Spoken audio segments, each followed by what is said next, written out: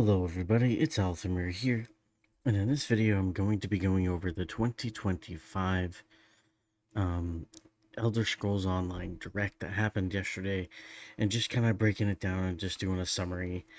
This is actually a re-record, because the one I did yesterday, I really rushed, and I washed it back, and honestly I hated it. It wasn't a summary. I kind of just watched the video and talked as I went along, and I'm like, well, I don't know, this is kind of dumb. Why don't I just play the video in the background and summarize it like I've done before, and then make it a little harder. But I'm gonna try to tab over to certain things that I'm interested in, want to show you guys. Now, do check out the links in the description. The links in the description below will have links to the Elder Scrolls Online websites and articles that cover just a little more, and sometimes those articles actually have a little bit more information than they give out in the direct. So check out the description below for those. I will try to link as many as I can, just so you guys know, as well as the two different options you have for buying, just so you can get that out of the way.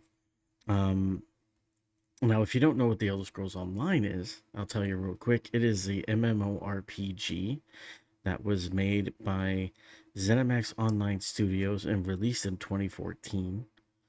It is a MMO version of Skyrim, basically, if you're familiar with Skyrim, by Bethesda Game Studios. So let's just dive right on into this one. Probably should have had this going, but whatever. New at this, apparently. So the first thing I want to talk about is Cyrodiil Champions. That's the first thing that they kind of talked about here. Testing apparently went really well, and I will play a portion of the after show where they talk about the graphs and stuff. Where I really, really love that they showed that, giving us just a little insight into kind of what's going on, and showing us, and this tells me too that they are trying this time, you know so that's really exciting, and honestly I can't wait for the next test. Whatever they do, because they did say there is another test coming. I don't exactly remember where they said it, but in here, but they do plan on doing another test. I'm going to go over to that portion of this is from the after show, and I'm just going to play this here. We always talk about what we look at with perf and just trying to get Cyrodiil as performant as possible. And I always talk about, well, we look at graphs. Like if you could bring up one of the graphs and we can kind of talk about it a little bit where I can actually sort of narrate it. Yeah. I'll just come out and say, though, it was an extremely successful test. It was ridiculously amazing. You can see in this graph at the top portion of it, we have Cyrodiil NA and Cyrodiil EU. We only ran this on PC for this first test because we had to see first how it functioned there, and then we're going to look at other stuff later. But you can see here on the left-hand portion of each of these graphs were the population and the server frames of Greyhost. On the right-hand side, you can see the population and server frames of Vengeance. Obviously, you can see that the population is way higher in both the NA and the EU. And the bottom portion is the server frames thing we always talk about, where we see jaggedy lines and we have a red bar. That's like, this is where you start to feel lag as a player. And we have the yellow section in below. Obviously, this is a visualization of what the server is experiencing, and it's server frames, not your client frames. There's a big difference.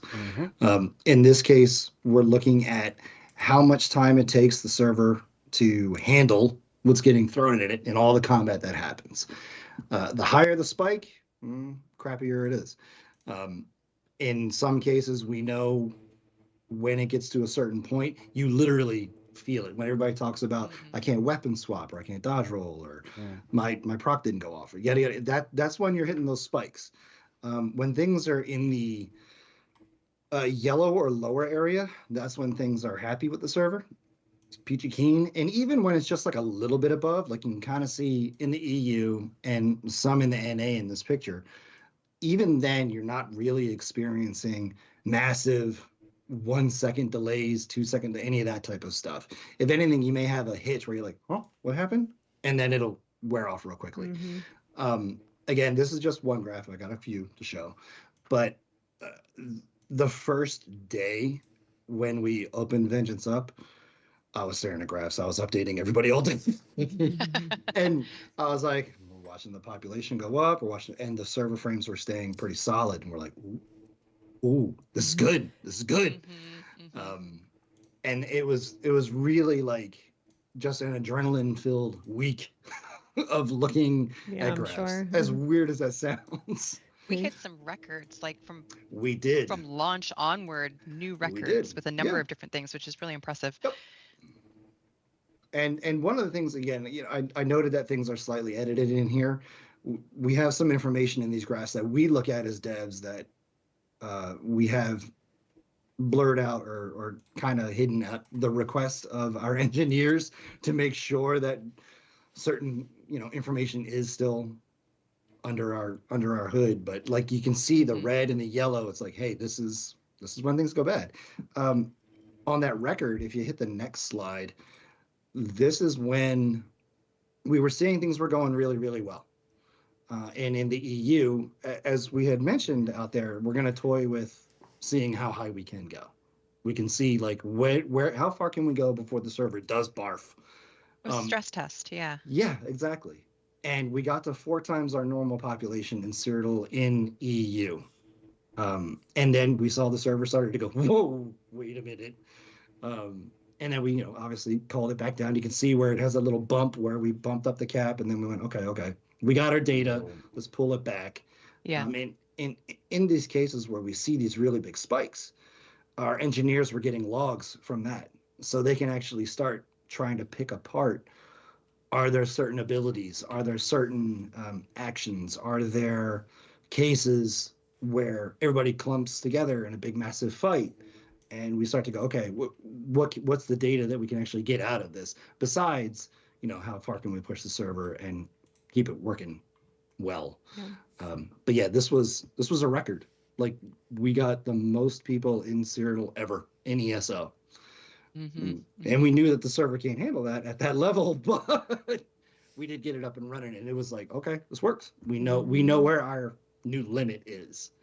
And these limits far exceeded the last time we did a test when we were going through the hardware tests, I think a couple summers ago, and even these frame rate values and population values far exceeded what we had in that test as well.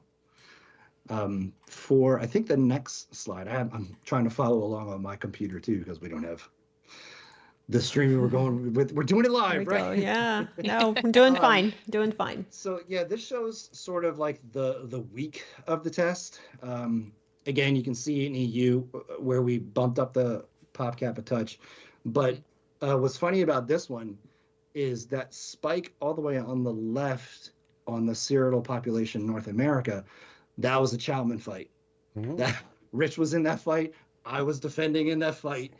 And that was when we got way more people in one area than we've had ever as well.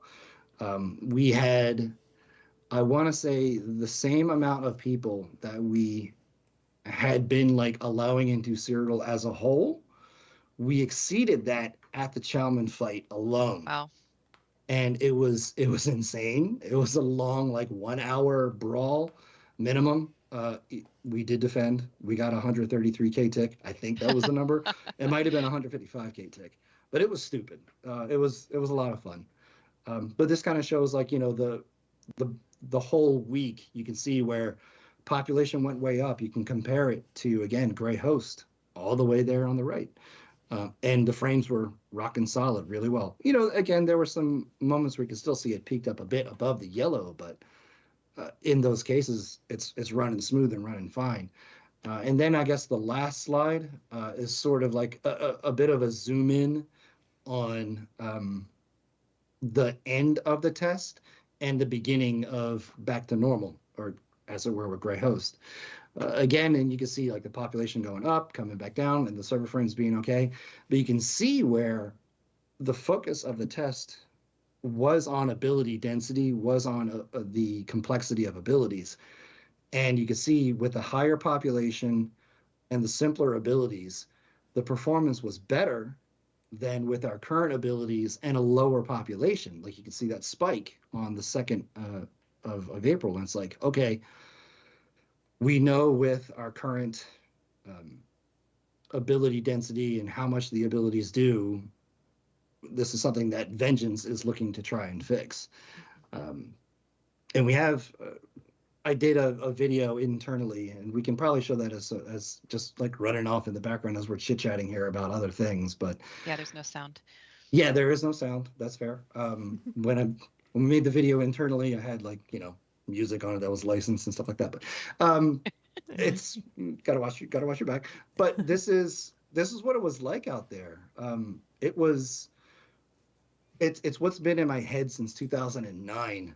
I got hired in, and Matt was like, make mass war, make PvP. Do it. And we're like, sure, you got it. And This reminds me of some of our earliest tests, like before Right. the game launched, and even right when the Mhm. game launched. Yep. Just And there was- the volume of people and the density of players. Yeah. And the video starts off a little light, just running around, following some scroll runners, but then it gets into the insanity of what Vengeance was really like. It was just massive battles, siege everywhere, players All everywhere. those necromancers. Yeah. And this is defending a breach, and it was just a whole lot of fun, just with seeing everybody out there. The chat was excited. They were like, "This is crazy." They were not only saying that things were fun to just run around and beat the crap out of each other, but just like it felt like war. It felt like what it was supposed to be. Lots of battles going on all over Cyrodiil as well at the same time, which again is part of the beauty of the space. We want to have a case where Ebonheart overextends, goes into Daggerfall and Aldmeri territory, pushing for a scroll, and then all of a sudden we're getting back capped at Ayleswell. It's like, oh, we got to go back and push them off. And that push and pull was really demonstrated as well in this test. No. And I think... And you can pet the dog. and you can pet Link. That's right. I mean, you die in a big fight defending a keep, you go pet your dog, get back out there and go fight. So Wheeler, are you ready to talk about next steps? Like what are you and the team doing at this point now that we've kind of proven that this can be successful? Yeah. What now? We are in talks. We do want to do more tests. We do want to try to hit some of the feedback points that we got, not only on the forums, but also in chat when we were in game.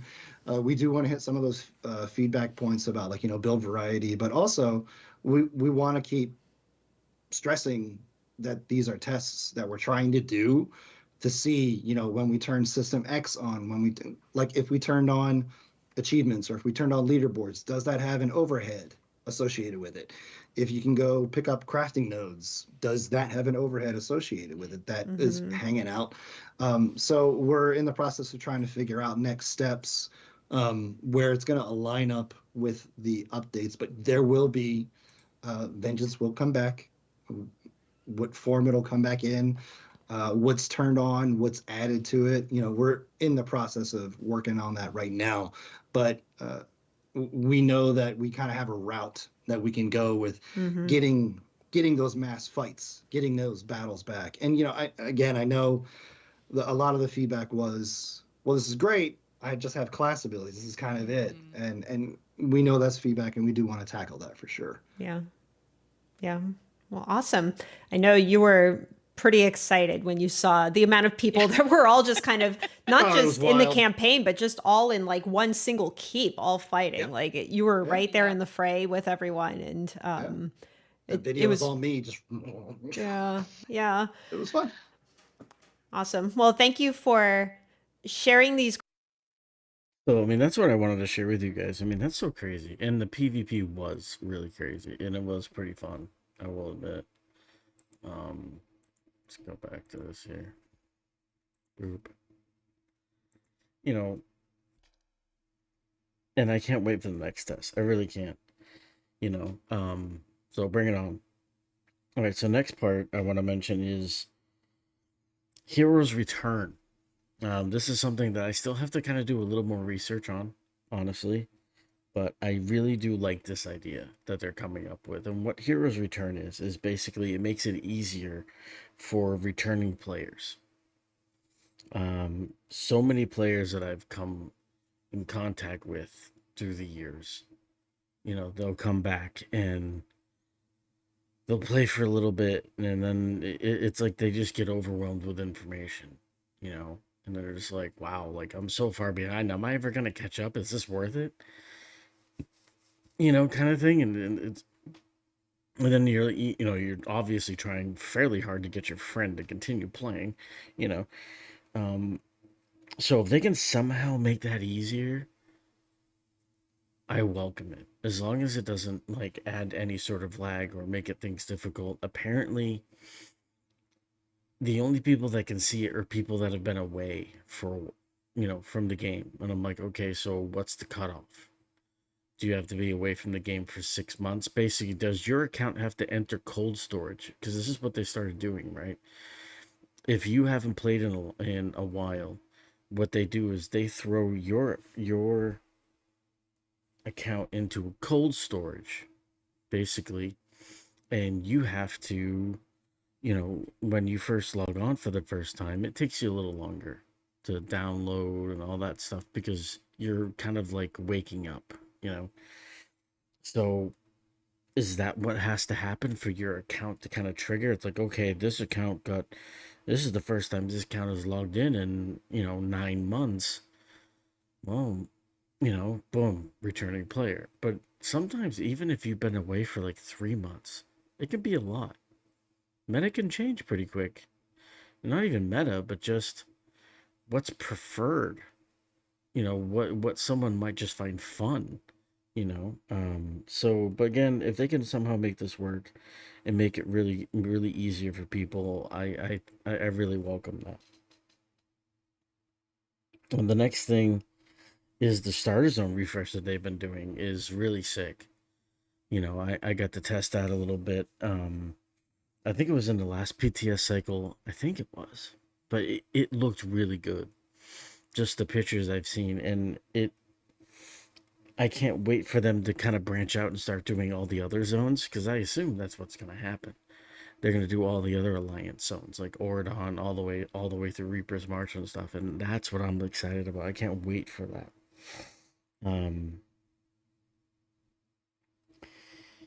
Okay, so right now, what I'm gonna do is I should have looked this up, but I did not. Nope, that's something I'll reveal later. Is this it? Yeah, this is it. Okay. Alright, there we go. Now, what this is gonna be, this is a trailer for I think it's update 46. So let's watch.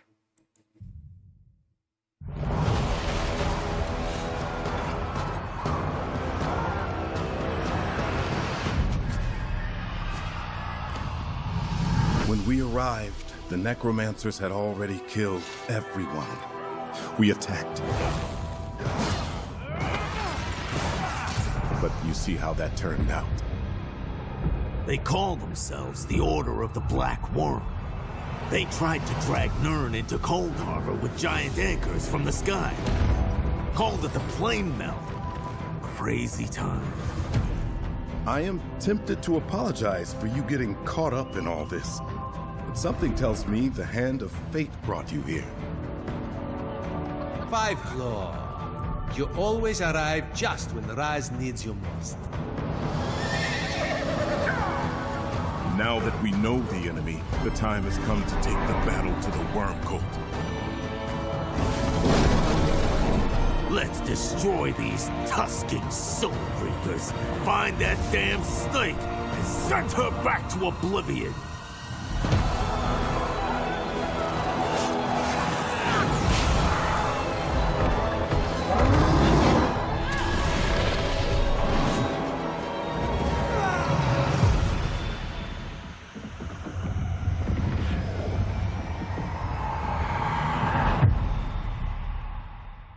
Welcome to Seasons of the Worm. Alright, so that was a trailer I wanted to show you guys. Pretty sick, right? I mean, honestly. I'm pretty excited about that. So the new place we're going is the island of Solstice. It is new to Tamriel and the Elder Scrolls Online universe. It has never been talked about, in lore before. So ZOS actually created this, unlike the sisters, Isle, Archipelago, whatever. Those were actually mapped out in lore. Now, what they actually looked like, down on the ground, obviously that was made up by ZOS, but Solstice is entirely new in terms of they could put whoever they wanted there. Sisters, Bretons. This island could be anything they wanted. They could literally put any race there. They could they could put Khajiit, they could put Bosmer, they could put, Altmer, they could put, Gorni, anything fits because it's a brand new island. And I really kind of love that, about that, they wanted to branch out and they wanted to make their own thing. And why not? Honestly, they've been doing this for 11 years now. I think it's about time they left their mark on the Elder Scrolls universe. I have no problem with it. A lot of people in the world be like, there's so many other places we haven't gone yet. Okay, they'll probably get to them eventually, but I think this is a really great idea, and hold on, switching my page. What I really love is that it's about Altmer and Argonians. It's a lot of new monsters. Hopefully not every building is closed. But you saw the feathered Argonian, right? It looked like an Argonian behemoth. It looked like New Daedra. Well, there is going to be New Daedra. It looks like the flesh Atronach is a little different. He looks closer to how he looked in the invasion trailer, where he looked really fucked up, and there's this big, like, giant minotaur pissed off Molag Bal looking thing that's really demonic, that looks pretty sick. Then you get the Argonian behemoth.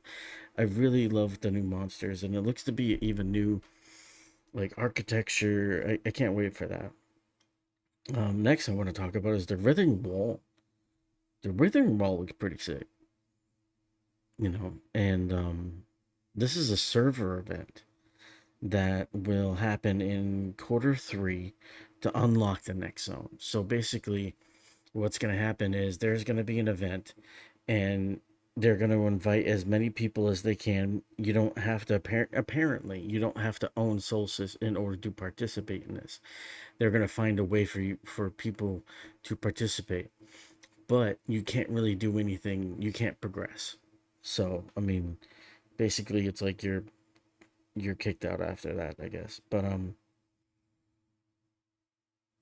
I think it's really unique, and it's something that's never been done before. And I can't wait to see which server does it first. That's gonna be actually pretty cool. But what it does hint to me is that before all these sudden changes, and the changes were pretty sudden, let's be real, I think this year was kind of a nod, because last year was a celebration, 10-year celebration, and it was a nod to, I felt like it was a nod to Cyrodiil, obviously, but it was a nod to also, you can even include Morrowind in there, because even though 2023 wasn't part of the 10-year, it's a continuation of a story, right? So I thought that was pretty sick. I feel like this year was originally a nod to Somerset and Murkmire that year, because you're Altmer and Argonians kind of living. And I like the idea that these guys are cast-offs, because that's the one thing I've never liked, even about this game. It's something that's always bothered me, and I look at it, I'm like, okay, but we're in the second era. The Colovian flu, or whatever, however it's pronounced, just ended. There should still be some Lamothet, right? There really should still be some. You know, they shouldn't, like, even Imga, it's like, okay, like, oh, they're all, on the island that disappeared. What? Like, none of them joined the Mages Guild. None of them joined the Fighters Guild. None of them just went bad and became a bandit. They were all in Black Marsh, unlike every other race ever in this game. So that's what didn't make sense to me. So I like that they're kind of branching out from that, going, hey, these people were basically exiled out of Tamriel and landed on this island and made their own life. And I think that's going to be I think that's pretty sick. But what does really bother me, however, is that they kept mentioning, and they keep mentioning too, that this is about spreading out content, not having all the content in one update. And I'm like, what in the hell are you talking about? Like, hello? Like, year-long story? Q1 dungeon, Q2 was a chapter, Q3 dungeon, Q4 was a story DLC, content through the whole year, spread out. Hello? Like, what in the fuck are they trying to sell us here? I never thought I'd say this word, but are they actually trying to, like, gaslight us? Like, what the hell? Now, if you want to change your content and your format, fine. If you're able to do things now that you weren't able to do before because you're unionized and you can kind of calm and work at your own pace and have a better work-life balance, boom, I'm for it. Go for it. Do your thing. No problem with it. This is a starter zone changes, by the way. No problem with it. But don't sit here and say that you're going to push out all content, like spread out content through the year.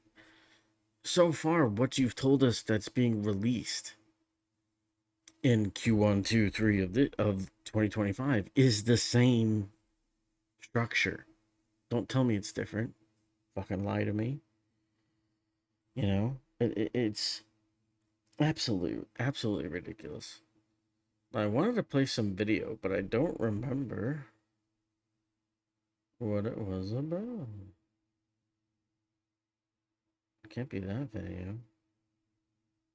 Oh, wait, yeah, it was. Okay, well, we're gonna play another video here. This is about, I might as well just play it in here instead of tabbing over. This is actually about Solstice, and they actually explain Solstice a little bit.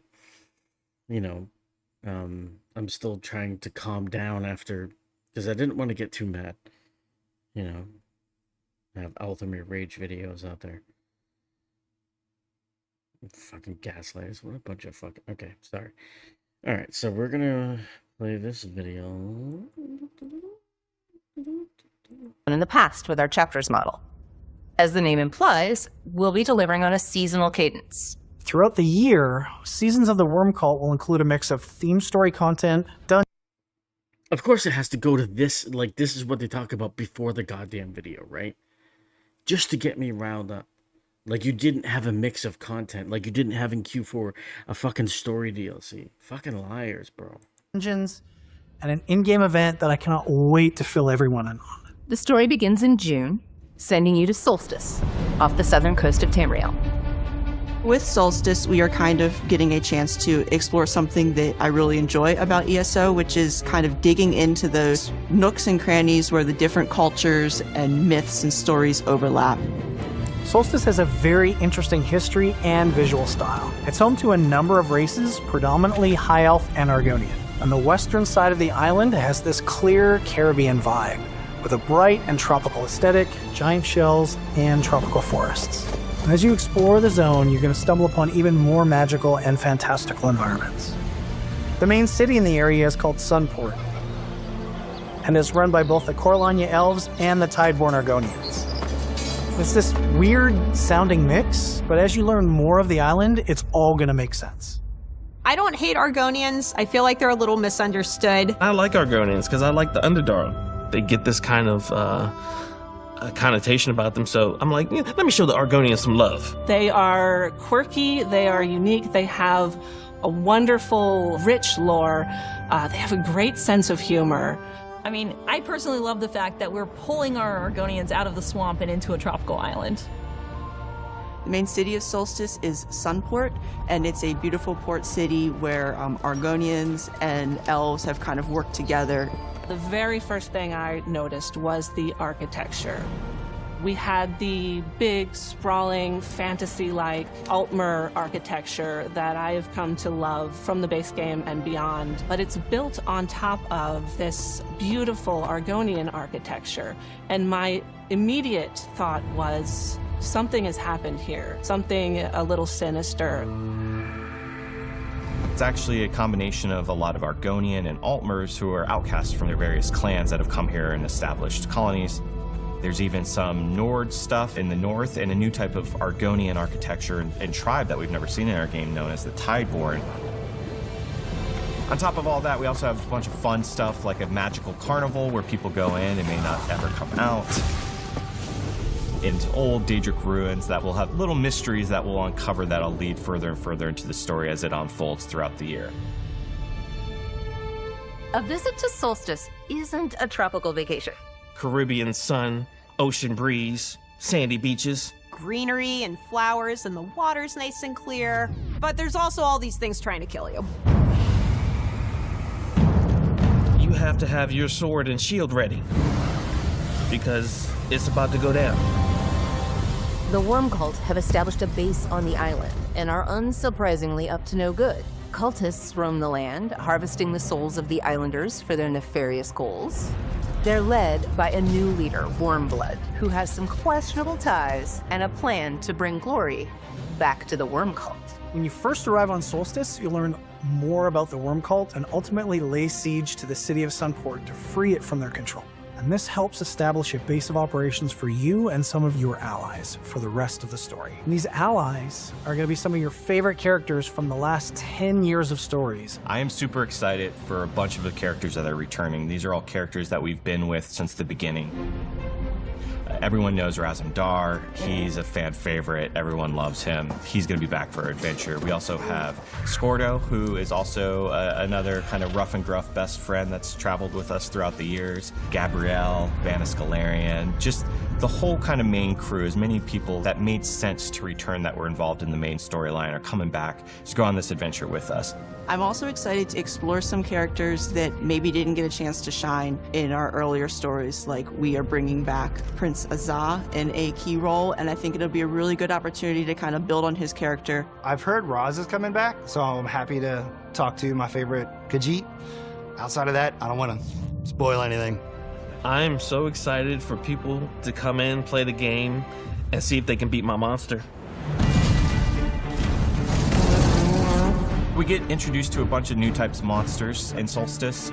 We have some new types of Argonian behemoths that have these cool feathers all across their body. They use their tail and roll around a bunch to constantly try to crush the player. There's also these stone Argonians, who are these guardians that have been reawakened over the years to protect the ruins. And then you also have these new types of Daedra that are these demonic-looking satyr-like creatures that worship Moloch Ball, and you'll see here and there, but more will be unveiled kind of as the year goes on. In Update 46, we are releasing a new 12-person trial called Ossian Cage. Ossian Cage is this gigantic vault in Cold Harbor. This vault holds a powerful Daedric relic. It absorbs pain and suffering and transforms that into power. Naturally, Moloch Ball's Daedra really want to get their hands on this thing. You, as the player, need to infiltrate the vault and destroy the Dolores Sista before Moloch Ball's Daedra can use it for their nefarious purposes. The trial is going to be really cool. We have a lot of new things that the team is trying and some really exciting rewards. I know not everyone plays Dungeons and Trials, and a lot of players might... What the shit? Okay, so for those who don't know, and I'm sorry, I wanted to continue with showing the trials for those of you who like trials. I am not one of them, but I figured you get excited. But as a necromancer, what the hell? Why don't we have this ability? This is an internal server, obviously, right? But this was supposed to be our, I think, AoE like stun or whatever, instead of grave grass, those tiny little hands that go slowly out of the ground and slap you in the shin and go, please don't. It's like, those aren't scary. Giant bones and spikes coming out of the ground. Hello, what the shit? Give me that. And then there's another one where, and maybe I missed it, maybe it's coming up, where somebody like explodes like the armor here, right? I'm pointing at the screen instead of using my mouse like you're actually there.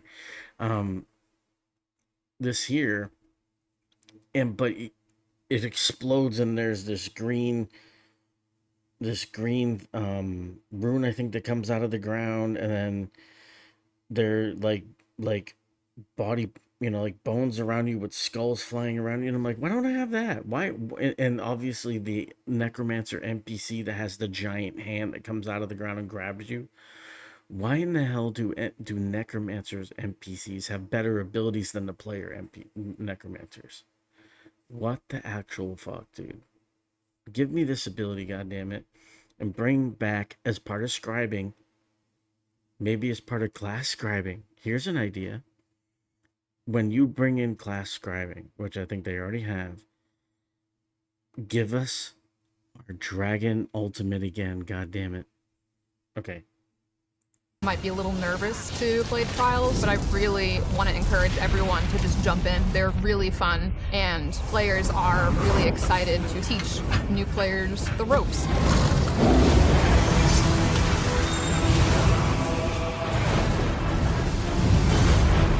Finally, we've got a few more things coming. Okay. So that's pretty sick, right? I mean, let's go back. Let's mute this again. I might be able, I don't know if I can wrap this up in 10 minutes. I'll just start over. So that was pretty sick, right?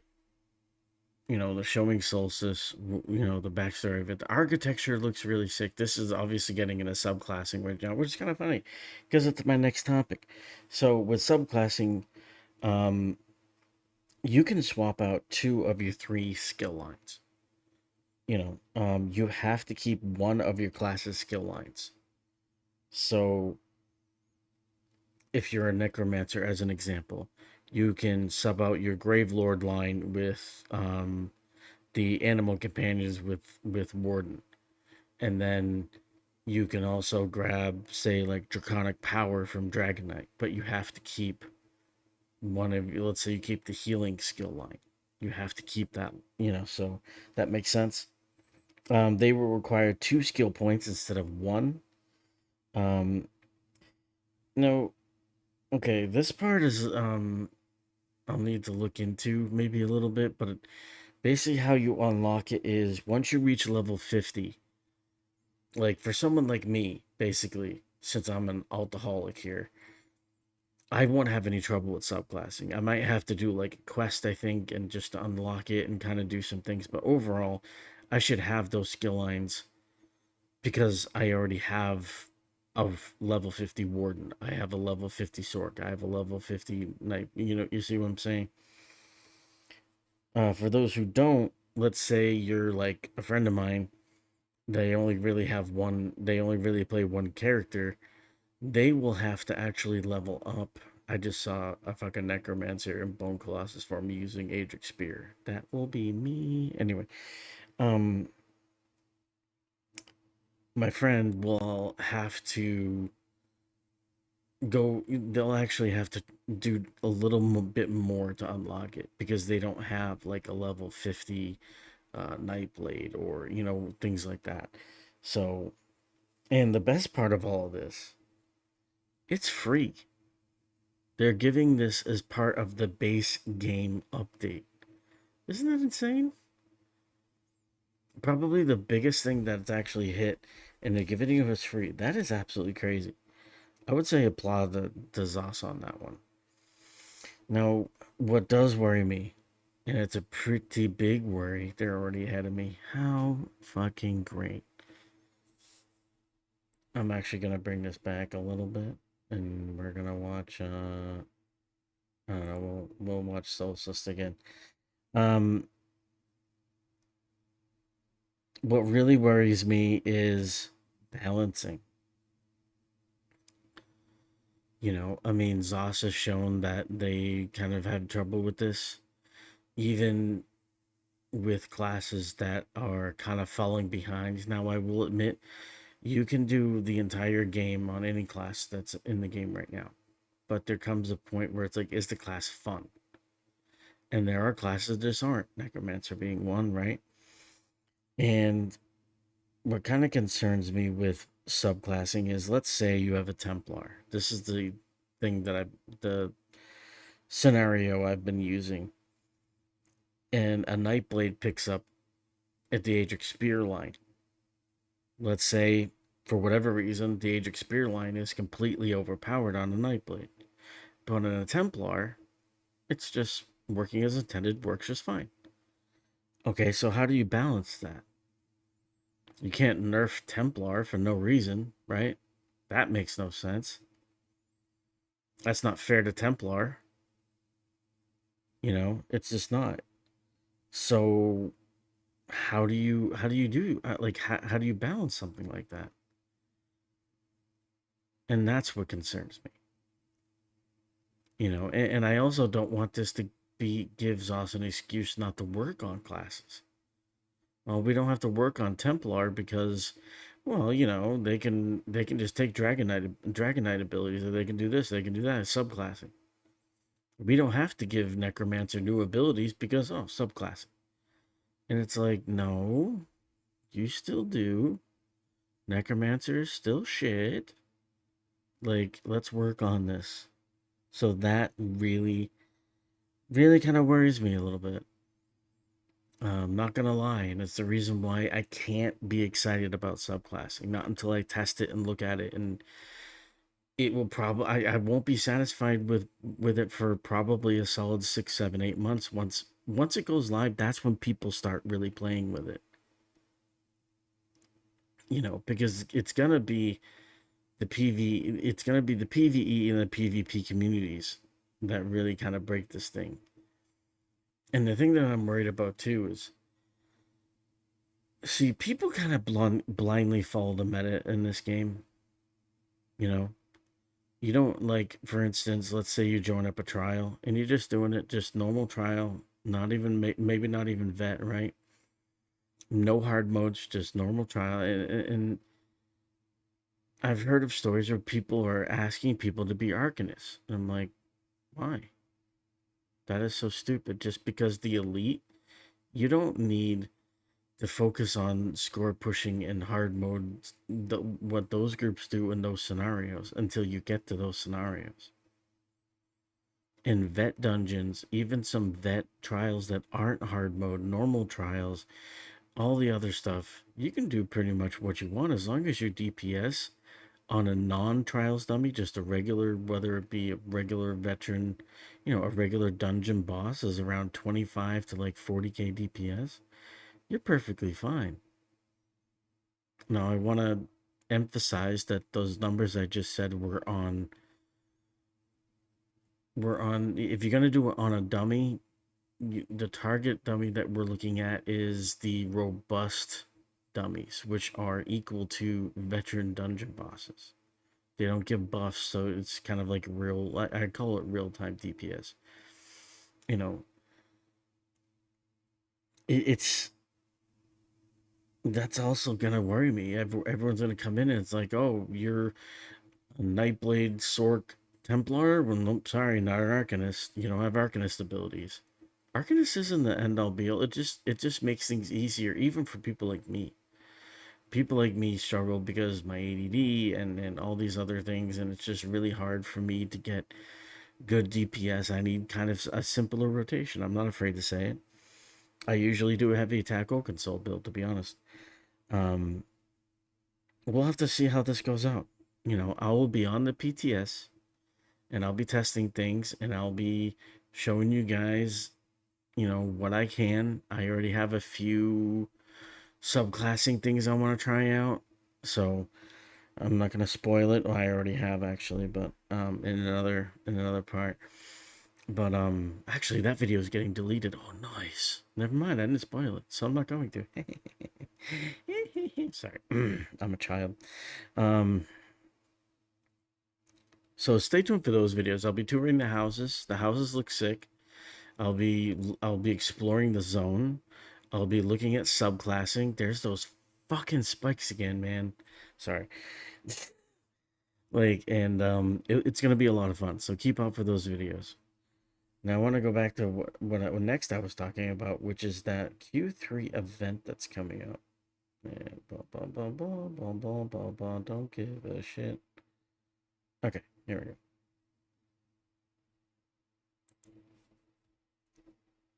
To do. And it kind of gives new meaning to the phrase hitting the wall, because there's literally a wall dividing the island of Solstice in two. And that's ground zero for this world-changing server-wide event. The first time players see the Writhing Wall, it's going to stand out. Look at this shit.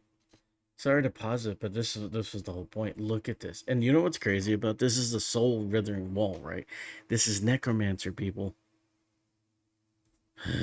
Sorry. More salt.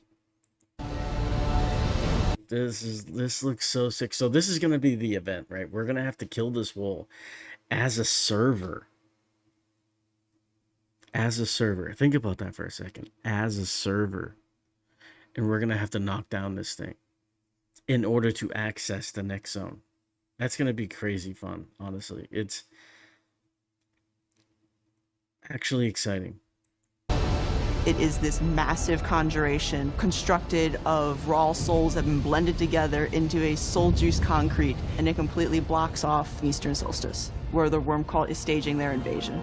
To be able to see all the players come together and tackle a challenge that we've never thrown at them before, and that's really going to need all the community behind it. For the first time, we are going to be inviting all the players on a server to participate in a story together in real time.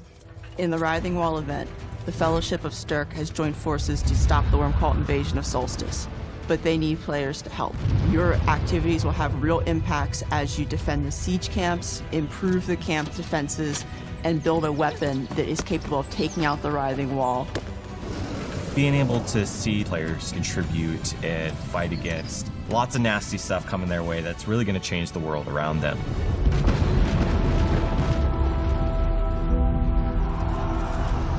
The goal will be to work together with fellow players to breach the wall from the west and gain access to the eastern half of Solstice. Your mega server's collective effort and activity is really going to dictate how fast that server is going to progress through the phases, which ultimately means players are going to experience the epic final encounter and outcome of the event at different times. I wonder which server is going to get through first. Of course, the story doesn't end when you break through the wall.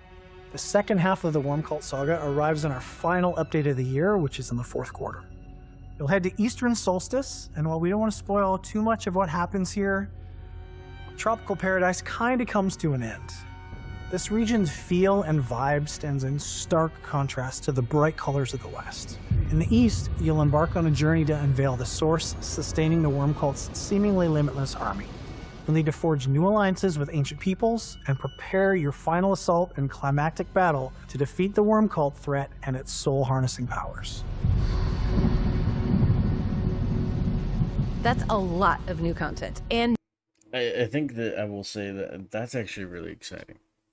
So that part gets me really excited. I mean, the story actually gets me really excited. And I think this is the second year. I didn't like the end of the Athelia story, but I like the chances that they're taking, the leaps, and even this one. You know, I like that they're going out there, they're getting better stories, and I really do contribute this to the writers just having more time to breathe. As someone who likes to write, and I do love to write. Hell, I'm working on a couple stories myself.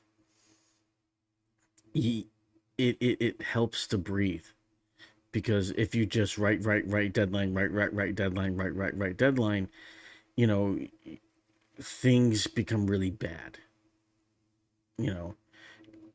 And even when you do deadlines in anything, you can take shortcuts just to get it done, and then your content suffers, right? I mean, we've all been guilty of something like that.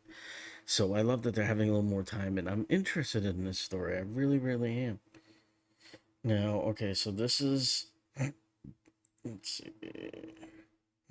Excuse me. Sorry. Why are these pictures different? Including what we call remix seasons, an approach to a season where we revisit storylines and regions. I don't want to see about that. Why is these? Okay, there we go. Oh, there we go. So this is going to be the so I want to quickly touch on something that that they talked about and is probably talked about in the forums and discords and in the game, and people are in Reddit, and you know their heads are exploding, and you know, cats and dogs living together, blah blah blah. If you know that reference, you're the best person ever.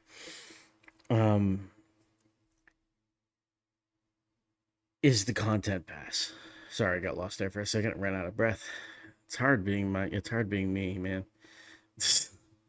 So the content pass is replacing the chapters. Usually what happens after what would be in the global reveal is you can pre-order the chapter. And the chapter is just what would be this here, right? It's just the chapter. Well, what they're doing, right, is they're doing, you can buy the content pass and get, you know, the dungeon pack here. You can get part 1, you can get the Writhing Wall event along with the dungeon pack and the end here, all in the content pass, and it's yours. You own it now, right? Or, and for those of you going saying, what about ESO Plus? ESO Plus doesn't change. Okay, sorry to make fun of you. I'm in the same boat you are, so don't rage. I don't do ESO Plus, but when I have more money, I've been thinking about bringing it back. You still get the dungeon for free. You get these dungeons for free. I don't know about this, but you get the dungeons for free.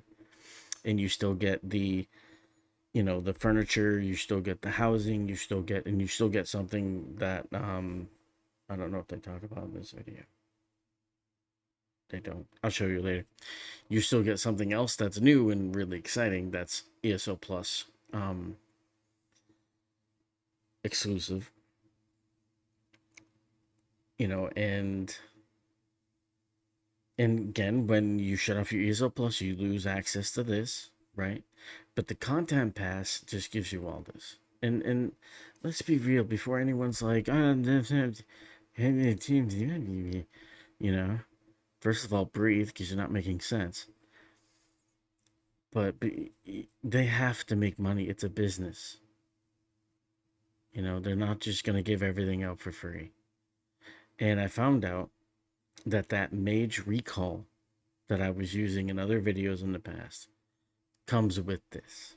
So, fun times. All right. So, well, there it is. Hey, Furnishing Vault. Woo! That is what comes with, it's new. And it comes with ESO Plus, apparently. And I'll even cover some of this stuff for you guys. Just because it's not interesting to me doesn't mean it's not interesting to you. They talk about console add-ons. They're going to add PS5 Pro support. They have 3 new houses. It's only really 2. Before you're like, 3, whoa. They count the inn. That's like a studio apartment is being generous.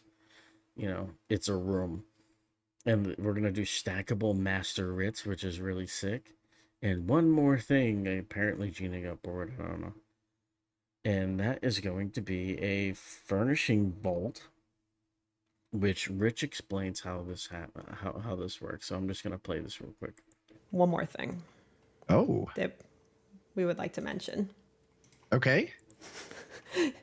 What the hell is you that? Guys, it's you. Oh my god, what the? Okay.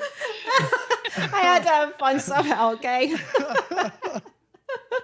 Oh boy. We do have one more thing. Now I'm curious. What's the one more thing? I'll show everyone a picture. This. We're gonna make people guess. Do you know what this is? What is it? What is it, chat? Tell us what you think this is. What do you think it is? A TARDIS? Yeah, maybe. Maybe TARDIS? it is. Oh, I like that. We're just gonna tell Elevator? you. We're gonna tell you. Elevator? It Finally, is a toilet. Let them keep guessing. A toilet, yeah. A toilet. I like It's the that. Tamriel porta potty. A timeout. Oh, that's good. It's a Furnishing Vault, folks. It's a Furnishing Vault. It's happening. Furnishing Vault. It is happening. Yes. So yes, all of the housing folks, celebrating. This is something we've been working on for a very, very long time. It doesn't work exactly like the craft bag, but it's spectacular. So it's really good. I'm going to talk about why it's a little different, then explain how it works. So I've talked about this before with the difference when you are doing things at scale. With the furnishing bag compared to the craft bag. The craft bag can be essentially a limited storage where all the crafting materials goes in there because there's a small number of things that generally stack. And in a database, it's really easy to just increment a number. I mean, it's easy to do both, but it's cheaper to do increasing a number than it is to add a completely new row in the database. So it works really well for a small number of finite things. With the Furnishing Vault, there's a bajillion unique items. And so we had to do some negotiations with the database engineers and the server engineers so that we didn't blow the servers up. We came up with this concept with the Furnishing Vault where it gets 500 unique items, but those items can stack. So for those of you that have like 1,000 of the same chair, and yes, I know there are people out there because I've seen the data. Why you would have 1,000 chairs, but whatever.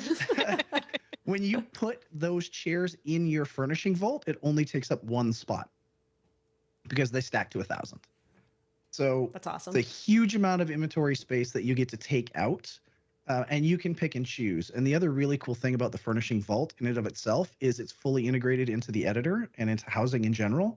So you can pull things directly out of it. You can put things directly into it straight from the editor while you're managing your house. It is a collectible. And so once you have it, you don't necessarily have to place it in your home in order to use it because it's at the account level. So yeah, there's lots of really, really cool things here. The team killed it with this. It was a tough problem to crack. And I think they came up with a really, really clever way to do it. And it's shared across all your houses, right? Yes, it's an account wide thing. So that is awesome. Pretty cool stuff. Oh yeah. The was it the Daedric Thrones where like people just had like I know those hundreds of thrones them? is a very different My God, I must have had like 200 of those damn things. name. I'm sure somebody like a Ninja 614 is probably talking about it right now in his chat, but I have to be PG, so I will not call it what it is. What about sourcing? Are you wanting to talk about that? This is an ESO Plus. Okay, and that's something I kind of wanted to touch on real quick too. Is what you guys have to remember is that these guys are, yes, like Rich is really high up there. He's a game director, right? But he also has a boss. His boss is Microsoft, right? Microsoft tells him, or Zenimax Media maybe even tells them, this is the focus. This is the there are things they hate about this game or they don't like about this game, but they have to push. And I think we all encounter that in all different things in our work lives that we have to push, we have to do because it's a part of our job. And that's kind of funny where there's like, I'm not going to call the Daedric Thrones what they are. It's like, hello? I just wanted to quickly, you have to realize that these guys are human. They're just like us. This is their career. They're lucky to have landed a career, not a job. There's a difference. But I just wanted to quickly touch on that. Perk. So we talked a little bit earlier in the show that ESO Plus is still important to us, and this is just another way to add more value, right? It made a lot of sense to follow the same kind of paradigm as we did with the craft bag. Awesome. Do you guys like my little stars here? I was very It's very cute, Gina. was up late last night. I'm like, you know what? We're just gonna have fun with this now. So I Photoshop Rich on Steve Jobs and make stars in my spare time. All right. That is actually the end. Somebody on the dev team, when we were talking through like what we're gonna cover in the stream, they were like, "Oh, you should do like a." Okay, well, we're not going to get further into that one, but yeah, I just wanted to quickly touch on that. I mean, the Furnishing Vault is actually pretty sick, and it shows that they are still dedicated ESO Plus. So ESO Plus is still important to them. We didn't lose anything. We still have the dungeon packs. They still work the same that they did before, right? Now I know a lot of you guys, but we had Q4.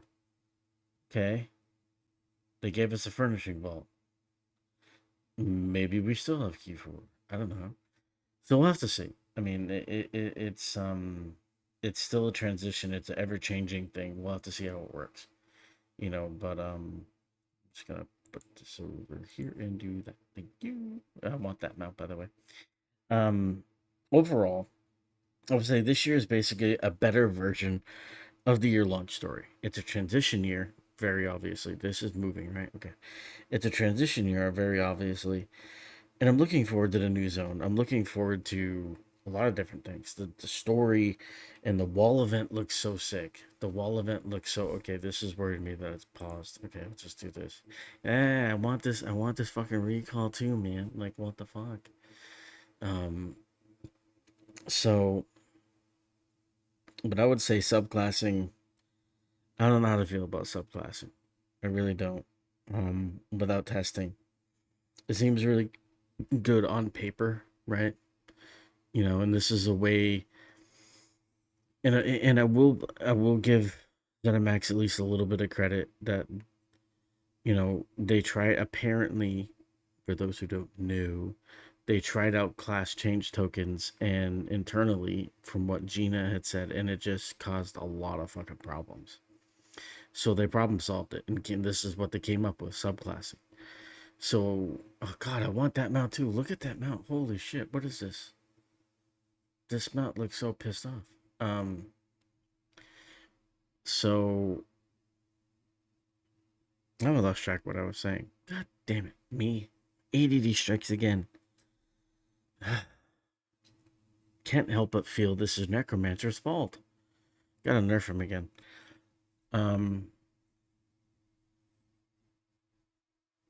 But anyway, you know, yeah, it's really good on paper. The balancing really worries me because it's a giant system, and who knows what one class can do with other abilities.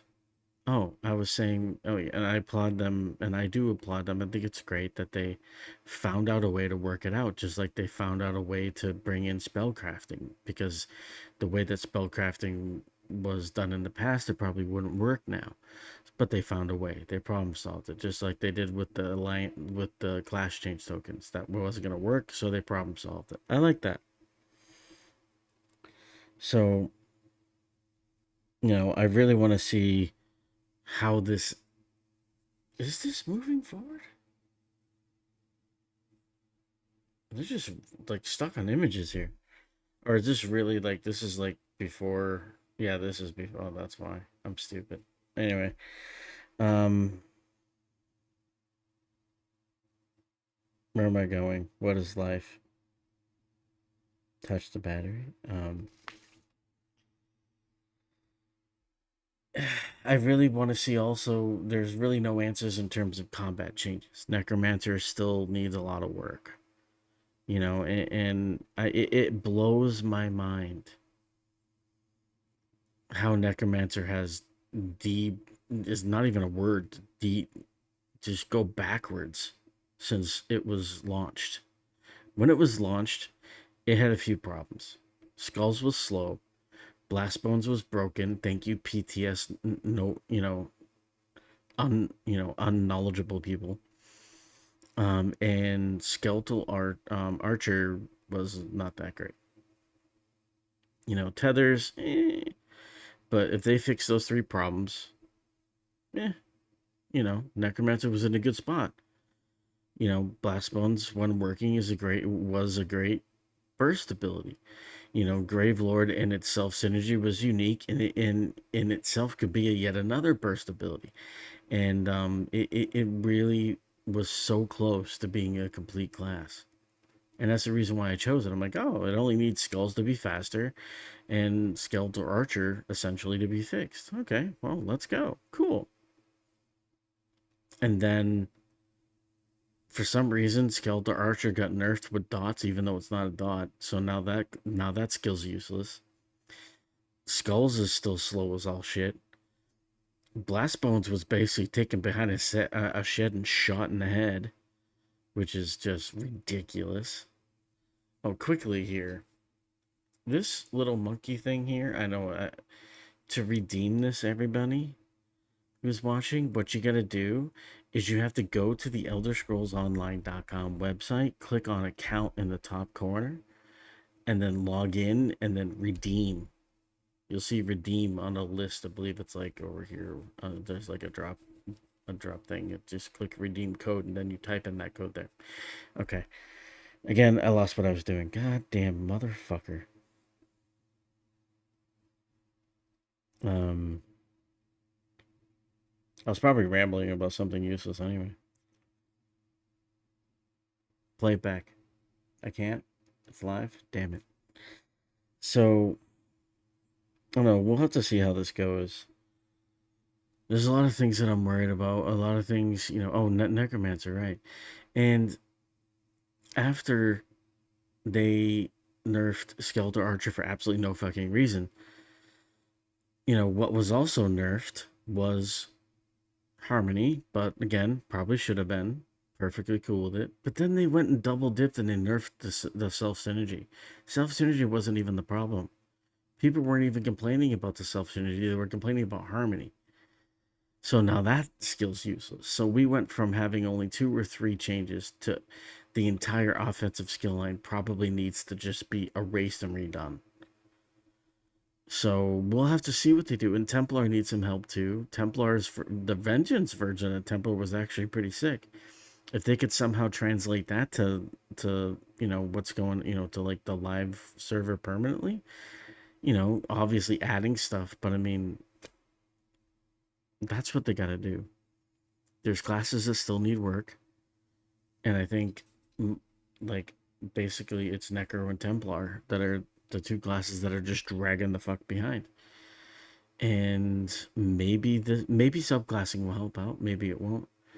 But when are we getting... Q1 used to be combat changes, and now it's not. So when is it? They didn't even talk about it here. They didn't talk about combat changes here either. Is it happening this year or not? So I'm worried. We'll have to see what happens going forward with a bunch of stuff. But stay tuned for PTS.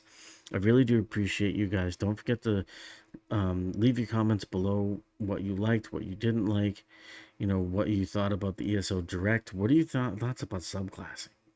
Are you worried? Are you excited? That bird is awesome.